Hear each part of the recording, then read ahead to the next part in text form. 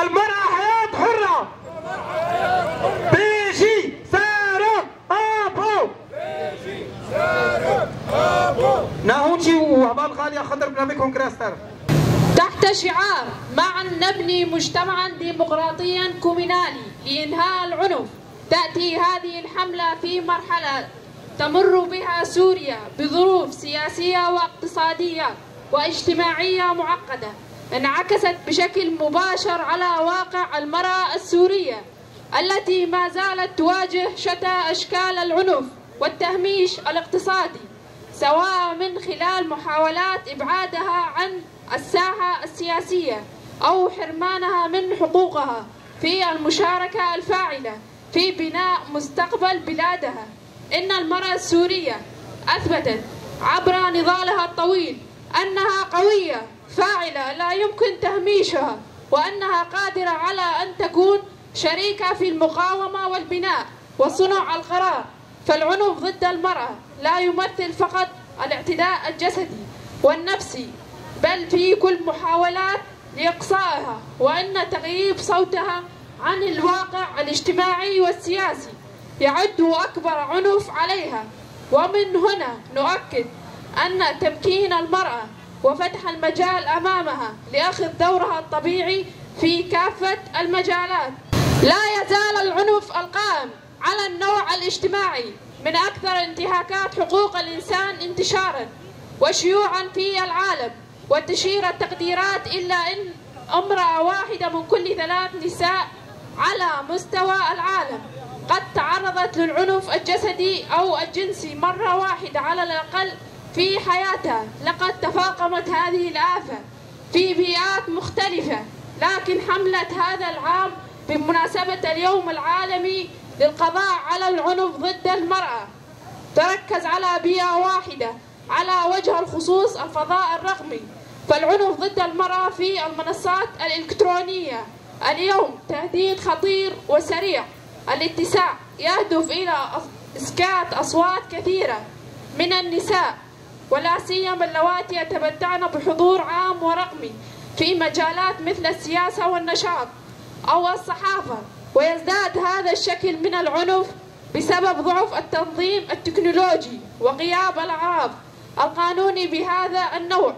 من الاعتداءات في بعض البلدان، وإفلات المنصات من العقاب، وظهور أشكال جديدة من الإساءة باستخدام الذكاء الاصطناعي والحركات المناهضة للمساواة بين الجنسين، وإخفاء هوية المعتدين، وضعف الدعم للضحايا في الفضاء الرقمي. إن العنف ضد النساء يشكل انتهاكا للحقوق الإنسانية للنساء، فهو يمس السلامة الجسدية والنفسية للمرأة ويعطل مشاركتها في مسار التنمية، كما تتجاوز آثاره السلبية حدود الفرد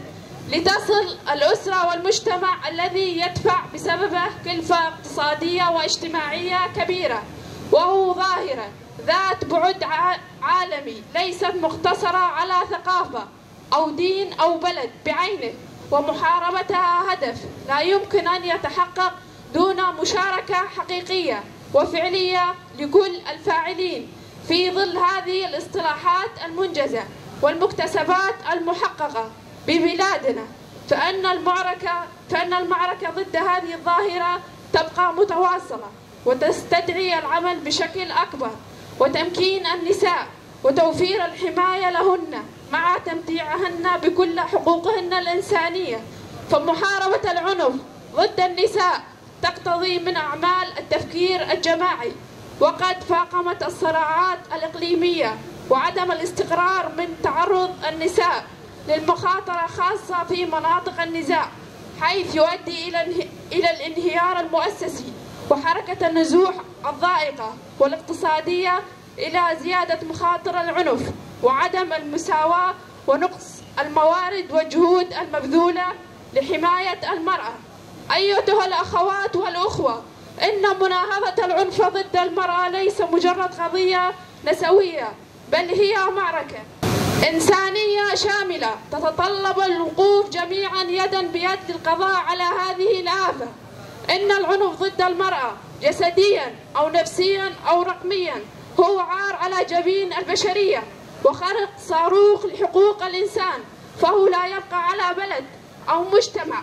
علينا أن نصغي لصوت الناجيات وأن نصدق قصصهن وندعمهن ليحصلن على العدالة ونسقطهن من حساباتنا لآلاف من التساؤلات السخيفة. فنحن نسمعكن ونصدقكن ونقف إلى جانبكن. هذا ليس وقت اللوم على الضحايا، بل وقت المسألة والعدالة والوقوف معا لإنهاء العنف ضد النساء والفتيات. جنجيان آزادي، جنجيان آزادي، هبطن جنجيان آزادي، جنجيان آزادي. نهاجي بنامه بارتيا اكتيان ديمقراطيك فايدة هنو هبال حسين عمر بلا كرمكي. هم خير هاتنا حمو هبالاتكن وإيلو بهبالي منا هبال هقل بو أمل كوريا ديرو كي ميزينن للشارستانية حمقا جباب البقرة وجسومر بقرة جي شارستانية مصري بقرة وج إغريق بقرة أمد ميزينن بو حموز جنش خورا كربونا كولا وتونديل سر جني هبو وجنش خورا ديتن جيري وعبيد حتى بفيلسوفي مي مظنج سقراط وأرسطو بقرا وسيمونيان وناكي أوجيكي تبدا دخوستن جوجن كولا بجوارا وبوين ريناها ناكي لجني ميزان دنكا كولا حتى بديانتا يهوديجيكي مد ميزان دما جوجن دكتا واركي دي تريدا مسروكا كرابو افسروكي هاناكي افتون ديا هاناكي سرجني اني وبانغوازي كرغو انو ازادي وكار كرجبوي ازادي بري 50 صالي سيداي جگرخوين قد جنا كرد قد دخوازم كوت وكا من بي بدج من راتو دج من بي دجنگي دا وكا جن بي نرنگي بو مكوندا بي هكر خورتنا وين بايا كاچ امشن بسا كولتي سرفراز هر بجي سيداي جگرخوين ايرو دگورستانا خود شابا با سروک آپو رابو با او پروژاتا پیک آنی ایرو جنا کرد حمو کولانا دیا جنا کرد او دیواری ترسي شكان وقالك سلاف جبويوا مسباسيا هبال حسين بيجي سارون الفيدة تقدر بيت